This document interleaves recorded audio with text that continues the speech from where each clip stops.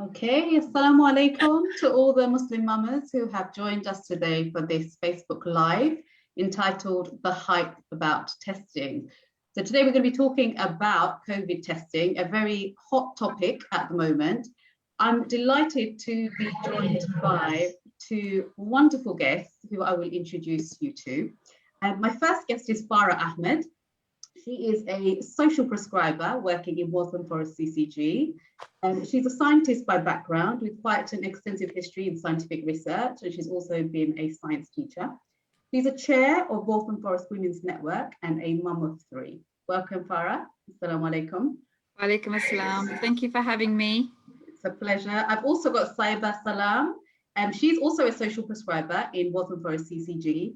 She is a former ESOL teacher, and she's also the vice chair of the Waltham Forest Women's Network.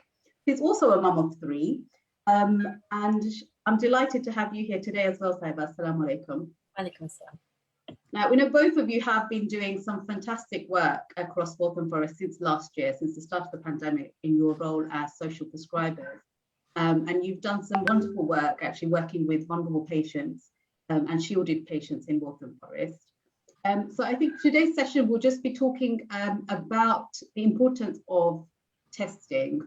And I guess to set the scene, we are over a year on from the coronavirus pandemic. And none of us, I think, this time last year would have thought we'd still be talking about coronavirus, but here we are. And where the government is trying to push us towards going back to normality, but sadly it's sort of one step forward and a step back. And testing is an excellent tool that we've got available to us to keep us safe and just support us with the gradual easing of restrictions. So I want to come to both of you. I'll come to you, Farah, first, and tell me a little bit more about your role as a social prescriber and specifically what that means in your role during the pandemic. Yeah, so me and Saiba both were job sharing, and we started as social prescribers in Walthamstow West PCN over a year ago now in April, when the first pandemic, when the first lockdown actually happened. And we thought, oh my God, what do we do? Our role just completely changed. It was all about COVID, and understandably so. So what we had to do was really help people that were shielding, that were vulnerable, that were isolated even more than they were before. And we made sure that they had all their needs met. So even if that meant picking up medications, if it meant even simple things like getting food deliveries, they were without food. They couldn't go out to the shops. And some of the shops, as you know, were closed as well. So we really, did that kind of work. And it was a huge learning curve for me and Saiba. And, since then, we've been working on COVID.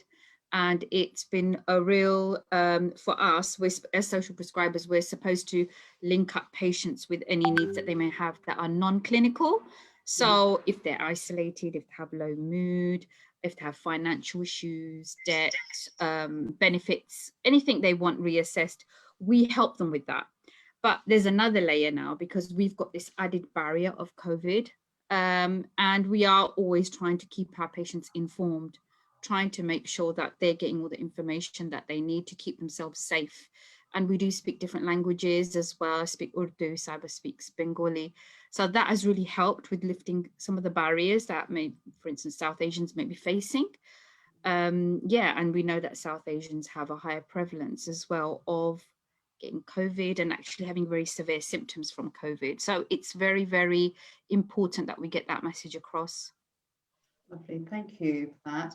Saiba, I'm going to come to you next. So Waltham Forest is currently running a campaign to try and encourage more South Asian people to get tested. And as Farah mentioned, there are some specific concerns and challenges with the South Asian population, as we know. Waltham Forest Women's Network is supporting this in a big way. Tell us a little bit about why you chose to get involved with this work. I think on a personal level, having lost relatives to COVID, knowing friends that have lost their parents, it's very personal to all of us, and it's, if you can make a difference, and raise awareness, and you've been given that opportunity, then, why not? Because there is a lot of misinformation, and it's just about getting the right info out there, really. I guess there's been, since the start of the pandemic, lots of strategies to try and contain and ultimately finish this pandemic and kind of get us back to normality. Some of the things are social distancing, the washing of hands, covering the face. And testing is another example of a strategy that's been used to contain the pandemic and hopefully get us out of the pandemic. Farah, I'm going to come to you and ask, why is testing so important? Well, I think right now, especially right now, a lot of people have been vaccinated. I mean, I've had people say, oh, well, I've had the vaccination. I've had my second jab as well. So I'm okay. I don't have to do anything. But actually, you couldn't, this is actually a false sense of security. You could still be carrying COVID. You could still be a carrier and taking it to vulnerable people. Even if you had a vaccine, you can still get COVID. So we really, really need to push this whole testing thing. We won't know where we're at. We won't feel safe. It's like a false sense of security. And as you know, there's a new variant out there. It's called the Delta variant, otherwise known as the Indian variant. But, the variants may still keep coming. And we need to be prepared. We need to make sure we've got the testing going on twice a week. We've got these kits, for example, that, are being given out free. So, I mean, there's 7 testing kits in here, and we should be testing twice a week to make sure that if we are going to work, we're going shopping, we're going to school, wherever we're going, we're coming into contact with people and surfaces, we could be picking it up, no matter if you've been vaccinated. And this would make you feel secure knowing, do you know what, I don't have it. It's a negative test. I can go out. I can meet my friend. And we have to all be responsible for this. We can't just say, oh, no, it's somebody else's problem. Yeah. It is our problem as well. We all have to do it. Absolutely. It's absolutely vital. And I think it's really important that hopefully that's the key message that we get across today, that testing is very, very important. We need to keep doing it. Saiba, testing is recommended twice a week. So from the beginning of April, the government has said that everybody should have access to twice weekly lateral flow testing. Yeah. I guess for people that are busy mums, people that are working, this can seem like a lot. Yeah. And it can be difficult actually to remember to do that. How would you say, Saiba, that we can try and make it easier for ourselves to be able to do that twice a week? Do you have any sort of personal tips or anything that we can do to keep ourselves on top of it? Literally having it in your routine, in your day. So first of all, I'd say have the box, say, on your bedside table, on the bathroom shelf, or on the kitchen worktop, somewhere where you'll remember, because it's easy for us to forget. We're busy, especially us mamas, we're busy, let's face it, running around doing work and home, kids and everything. So I'd say definitely it would be have it somewhere where you can see it. Also, sorry, I've lost my train of thought there. I was going to say, you know what I do? I actually have everything on my trusted phone. Yeah. Because I don't even know what I'm doing every day. If it's on my phone and I put it on a repeat, like so on a Sunday and a Wednesday, I test. So it could be before I make a coffee or breakfast in the morning, I'll do a quick test. It's really easy to do, very portable. I do the test, I'll make my tea, and then that's it, done. Or we're told to have vitamin C, D, to help us right now with our immunity. If it's next to your vitamin somewhere where you're going to remember. Yeah, one of the things I know, public health workers, frontline workers have been asked to do twice weekly testing for quite a while now. So as a GP, it's something that I've had to do for quite a while. And one of the things I've done that's really helpful, so I've actually just printed off a chart for myself, and I test on Mondays and Thursdays, and I've stuck it on my wall at work. So every time I sit down, I remember, oh, I haven't tested. But there have been times where I've forgotten, but then it's just a reminder that I need to fill this chart in. And I keep my tests at work beside my desk. So I just put, it doesn't take very long, and it's just done straight away. So there's lots of things we can do just as sort of reminders. Alarms on phones and things can be quite helpful as well. I was going to say there's a little chart in the back here as well. So just like you said, there's a little chart. This comes with the pack. So you've got the dates in there, and you'll know the last time you did it as well. So that's quite handy. So that brings me to my next question, Farah. So tell us a little bit about how the test is done and what's involved.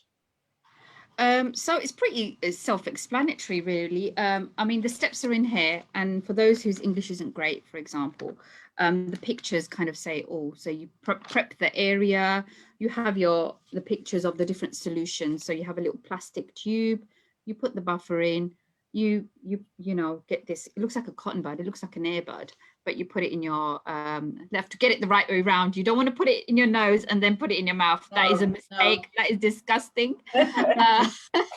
You put it in the back of your throat and you will feel like you're going to vomit, but that you need to get really far back and make sure you kind of have it on the sides here where your tonsils are, around that area at the back, and then really far back in your nose. Don't do it the other way around. And then you just kind of mix it, isn't it? It doesn't hurt or anything. It's a little bit ticklish, a little bit uncomfortable. Yeah, it makes you feel a bit like, oh, I think I'm going to sneeze. Yeah. You put it, you know, you stir that in there, you close the top, and then you put a few drops into this. I know it almost looks like a pregnancy test. I need to say that. It really does. It's a small little plastic thing. You put 2 drops on it and you just wait 30 minutes. It's so easy. You leave it on the side, make a cup of tea, do your little bits and bobs, come back 30 minutes later and you've got your result. That's it. It's so easy. Excellent. It really is. And one of the things I've realized is the more often you test, you develop tolerance to that uncomfortable sensation. You kind of know what to expect, and actually it gets easier and it just becomes routine. And I think when you don't test for a long time, you get the fear factor, you're not sure what to expect, and it's uncomfortable when you're sneezing. But actually getting into that routine, it just tends to get easier. I mean, the situation at the moment, everybody's out and about. You know, there's lots of big events happening again. I know on Muslim Mamas group, there was quite a lot of discussion recently about attending marches and, you know, people's comfort levels with being out in large groups. And in some ways, you know, with the vaccine program rolling out quite successfully, we're seeing the numbers going up massively with how many people have been vaccinated. It almost feels like we don't have to worry about COVID anymore, unless we switch on the TV and we see the headlines. Saiba, how do we bring home that COVID is still around? And actually, I guess without kind of getting that message across that COVID is still very real, people will not see the value in testing. So how do we bring home that message that actually COVID is still alive and kicking in our communities? Yeah. I think the one main fact that 1 in 3 people may be COVID positive without realizing, I mean, that's huge. So it's something you really have to think about. You know, is it worth the risk? You know, you could give it to your mum, your friend, your colleague, and they might have a fatal, effect on them. So is it worth it? And the thing that it is that collective responsibility for all of us. And if we want to get through this, inshallah, then we need to take that responsibility and just do the test regularly. Even if we think, you know, I'm okay, I haven't been out. You can get it through the post. You can get it on the envelope. You know, it's not the fact that you're going out. Anyone can get it. It's quite easy. Some of our patients haven't been out and they've still got it. You know, so the severity of it is understanding that we're all responsible, and also as mums, we're like the center of the home. Let's face it. And if we're that example for our children, for our friends, if we encourage everyone. I mean, if everyone watching today gets the test, encourages their friends, and does it regularly, we're beating the battle. Then, you know, it's all about all of us. I was going to say as well, you know, with South Asian families, for example, we do tend to have like cultural norms where we do have families, extended families in the house as well, where, you know, we have elderly in-laws or parents, we have children, we can have different families in one house. And we have to be careful what we're doing when we're coming in and out of the house. We've got that bigger risk, I would say. Think about that, and, you know, think of why it's so prevalent in our community. There are, this is just one of the reasons, but we need to make sure that we're okay. So everybody needs to test themselves to say, right, I'm okay today. I'm not going to be bringing it home to my mum who's elderly, who's got underlying conditions. She's diabetic, she's got heart problems. I'm going to keep her safe. Don't do it for yourself, do it for the people in your family, for example. And I think, yeah, Saiba said a good thing there is that we have to set an example as kind of like the center of the home. And, you know, let's face it, they're all scared of the mums. Yeah. If mum says it, yeah, you know, get the doy out. Yeah. Okay, yeah, absolutely. I think that really hammers home the importance actually of our role in our homes of being champions of this. We've had quite a lot of questions submitted from our group members, which I'd like to just address as many of them as we possibly can, because they're really good questions. One of the mums is asking, how reliable are these tests? So she's saying when her family got COVID, they had quite severe symptoms, and the test kept showing negative results for the first 3 days before they got positive results. So how reliable is this thing? I might pass that to you, Farah. Well, I think, yeah, well, these have been rigorously tested. Okay, the government would not put it out there if they hadn't been vigorously tested and that they were accurate and as reliable as we can get it right now. I mean, I think Saiba said this before, like 97% accuracy. Nothing's ever like going to be 100% accurate, I don't think, because there's always going to be some discrepancy. But the fact is that they are quite, they are very accurate and reliable, which is why, you know, we're encouraging everyone to do it. Absolutely, absolutely. One other point I'm just going to make, which is really important actually, is that if you are symptomatic, so if you've got a fever, you've got a cough or a loss of sense of smell or taste, you must do the PCR test. Yeah. So the lateral flow home testing is for screening for asymptomatic people. Mm-hmm. If you develop symptoms, you can by all means do a lateral flow, but it's really important that you do the PCR test as well. So actually for this mama, because your family had symptoms, yeah, it's really important that you actually do the test, the PCR test rather than lateral flow. You can by all means do the lateral flow, but it's important to do the other test as well. I'm just going to go to the chat because there's some questions coming in there as well. Just bear with me with that. So one of the mums has said, unfortunately, people are under the impression that once they are vaccinated, there is no chance of them catching COVID. So let's talk about that a little bit. So we've got loads of people that are vaccinated. Where do they stand now with testing? Saiba, I might come to you. Well, you can still carry on. So you still have to, I'm afraid we all, you know, there's no exemptions. You still have to do the test regularly. And I think through your work, I know you are all working, you're both working with vulnerable people, and actually you've come across lots of patients who have had COVID. I'm sure you're aware of cases where people have been vaccinated and then actually got COVID. Would that be right? Yes, that's right. Yeah.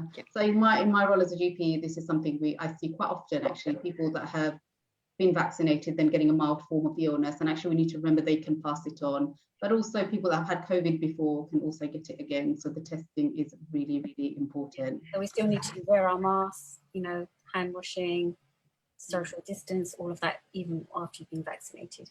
Absolutely. Another mum has asked, my children have a fever and a cold. How do I test her? She doesn't sit still. So I'm assuming the mum is talking about a young child who's got the symptoms. Mum wants to test, but we all know what toddlers and little children can be like. What strategies can they use to support them to test their young children?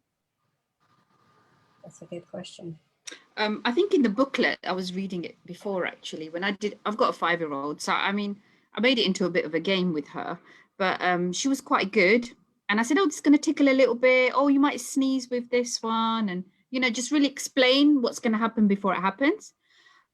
Yes, okay, she may not sit still, but just be patient with them.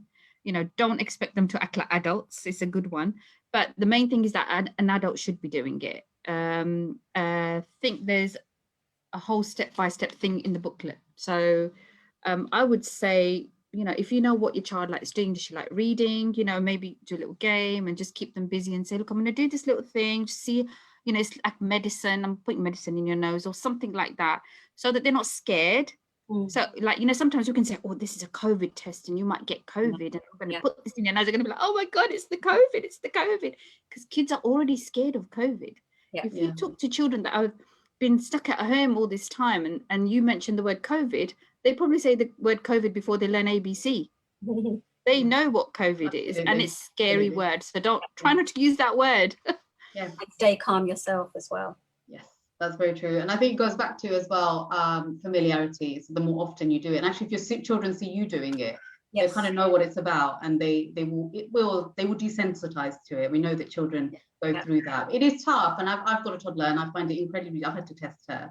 And I find it incredibly difficult, but it's something that we have to do for the greater good. There's another question here. It's like we've sort of covered it, but I think it's worth just addressing again. How do you convince others who say the home test is not reliable? So this, mum's having problems perhaps with family members who just don't think it's worth testing because it's not reliable. What would you say to them, Farah?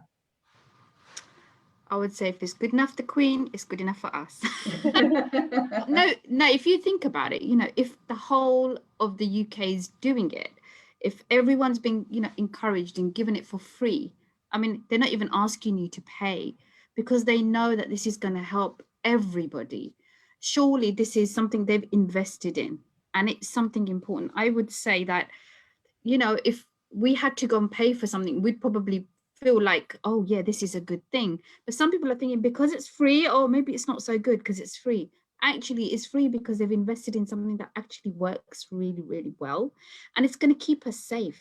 Do we want another lockdown, people? Number 3. Do we want lockdown number 3? No, we don't. We really don't. So what do? We test.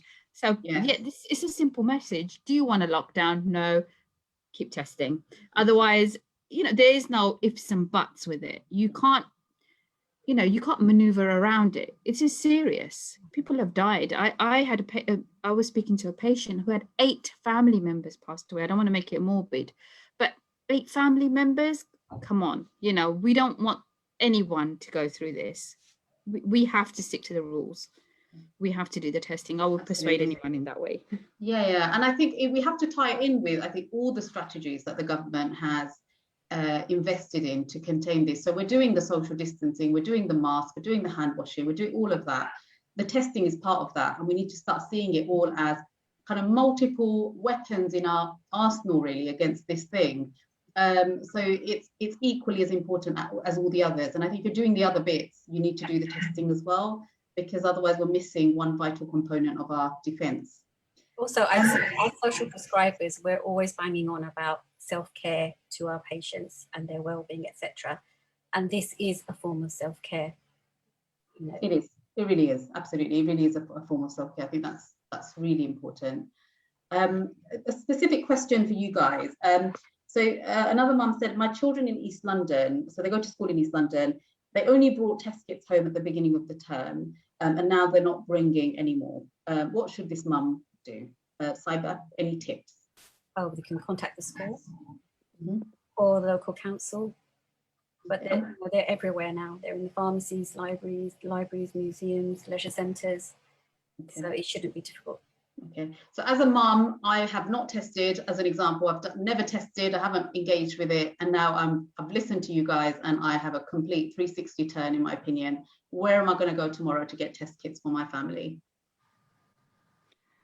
So for in Waltham Forest, I would say just around the corner in the library, we've got a testing area on Hoe Street where, they're continuously testing. People are just walking in and out, but you can order them as well. Go to your pharmacy, go on the website, check out where you can go. So in the vicinity, where's the nearest place to you where you can go pick one up? We can provide a link for Waltham Forest. Definitely. I know, I'm just going to go to an aside. I know you guys have got loads of resources related to accessing testing, and also videos and literature about how to do the tests in various languages. So we might get the group admin to share those links on the chat later. So I think that'll be a useful resource for everybody to have. So another question is, I know you ladies work in Waltham Forest, you do fantastic work there. Is this the only borough that's doing this, or can mums in other boroughs access the testing? It's all over. Yeah, it's national. Everyone can. Yeah. Lovely. Excellent. Specific question about Waltham Forest, because I know you guys are, really pioneers in this, and I know it is available everywhere. But I wanted to ask you specifically to tell us a little bit about some of the outreach work that's going on with testing in Waltham Forest, because I know you're doing quite a lot of stuff where you're going into masjids, you're going into domiciliary care to facilitate testing. Saiba, can you tell us a little bit more about the types of work you're involved with? Well, on Wednesday, we'll be in front of the mall, Walthamstow Mall, and we'll be giving out over 1,000 test kits. So if you're in Waltham Forest, come and meet us. Excellent, lovely. And I think there are similar things going on in almost all areas because there's such a big drive to test. So where can people look up who they should contact for testing, Farah? What are the resources that people can access? I would say, I'm just trying to look at my paper, but I know that the first place I would go is the council website. So whether you're at, Tower Hamlets, whether you're in Newham, whether you're in Waltham Forest, go to the council website, and there's always like a dedicated COVID, information page, if you like. We've got I've got a whole list of places here, but they'll give you different options. You just click on the links. There's so many different resources on there. And if you're ever stuck, call your surgery. If you really don't have internet, for example, call the surgery and say, oh, where can I pick one up from? Simple, or people like that will always know. People like that, especially. I think most of the information is really widely available. So testing is part of, we say the new normal, and testing really does need to become part of our new normal. And the information is there, mums, I will say to you, seek it, quick Google search for your area. The information will be there. It's very readily available. There's a mum here who's posted that we at the food bank give out the lateral flow testing kits to beneficiaries and anyone from the community. Sufa Food Bank. So it's everywhere. So it's pretty good. I guess we're talking to a mums group. So we've got a huge number of mums that are watching at the moment and will watch over the course of the week. I guess what I want to ask you is how do you think women specifically or mums specifically can help their families and their loved ones take a test and get involved with testing? Saiba, what would you say our mothers' roles are in pioneering this and championing this in our household? Literally, like I mentioned before, just being that example more than anything, And with little children, bribery helps with the chocolate, maybe, which is a bit naughty to say, but it will work, I can promise you that. Yeah. Maybe not twice a week forever, but yeah. Farah, what would you say to that? Yeah, I would definitely say, as I said before, women kind of are like the heart of the home. And if you're doing it, you're setting that example. Yeah. And I always like to shout out to my kids, oh, it's time for this or it's time for that. So I will say, make sure you do your tests. My children have to do it anyway before they go to school twice a week. They have to. So it's just chasing up, like my husband, for example, and saying, oh, have you done yours? They're negative. And then it's that sense of relief. You do feel good knowing that you are negative when you see that negative line. And I know there's anxiety for people to, that have that anticipation. What if I'm positive? What am I going to do? Will I have to stop working? I can't afford to stop working. I'm just going to ignore it. I'm not going to test. Well, there's grants available. There's a £500 grant from the council. If you have to self-isolate, you can apply for that. And some people don't know about it. That's where our social prescribing comes in as well. We do tell people, look, if it's positive, there's something in place for you. Don't think that you're going to lose out or you won't be able to pay bills. It's more important that you test and you find out if you're okay or not, because something else more serious could happen to you. Absolutely. And Farah, you touched on earlier about the work, your outreach work you do. And I know that you have schemes where you deliver food, prescriptions, and you mentioned the grant as well for people that are missing out on income while they self-isolate. So we'll put the details of a lot of those resources on the chat as well afterwards for people that want to access it. Self-isolation can be really tough, but it's really important. And if your test is positive, you must self-isolate. And, alhamdulillah, we're really well set up, I think, in this country to support those people. It's just kind of accessing that help. One final area that I just want to touch on is specifically around the South Asian community. Now, we know that throughout the entire pandemic, the South Asian community have been, in some ways, suffered the greatest. We all three of us are of South Asian background, and there is a large number of our mums on the group who are of South Asian background. And the COVID virus has hit us very, very hard. What would be your final kind of comments around why testing is particularly important for the South Asian community, Saiba? What would you say? Well, statistically, it hits us harder. It could be more fatal for South Asians. So we need to be more careful, more alert, more aware, and making sure we've got the test kits for everyone in our family, encouraging our friends, encouraging everyone. Absolutely. Farah, what would you say around the risks with the South Asian community? Yeah, I would agree. I would agree. Amongst the BAME community, which is a higher prevalence of, fatal COVID, South Asians are up there, and we need to be careful because we may not know we have underlying health conditions, diabetes, heart disease, whatever it may be. It will prove more fatal to us. So we need to keep that in mind. Although we don't want to scare people out there, this is a fact, and to cover it up is not the right thing to do either. In our community, we do suffer more from diabetes, for example. It's highly prevalent. So if you've got, diabetes as an underlying condition, and that can predispose you to having something worse when you get COVID. So let's put the facts out there, get rid of this misinformation. And this is a fact. It affects us more. Yeah. And we need to take responsibility. We can't say, oh, this is a lie, or we've been targeted. That's not what's going on here. We need to look at the science, and we need to talk to people that know, rather than say, oh, my neighbor told me this, or, oh, I got this on my WhatsApp group today. Where's the source? These are the facts. This is the science, and we need to follow. We need to keep ourselves safe. We need to make sure all the right information is out there. So the South Asian community knows that, yeah, we are more likely to get something fatal when it comes to COVID. Absolutely. I think inshallah we will get through this, and we have to have that hope, but that collective responsibility is there. Absolutely. I think this is the key. This is, this pandemic has just been kind of so different and so unusual to any other pandemic that has happened before, and the role of personal responsibility and societal responsibility is so crucial to this. And until we all start coming together to work together to reduce the risks and reduce the presence of COVID, we'll never get out of it. So it really is about that communal effort.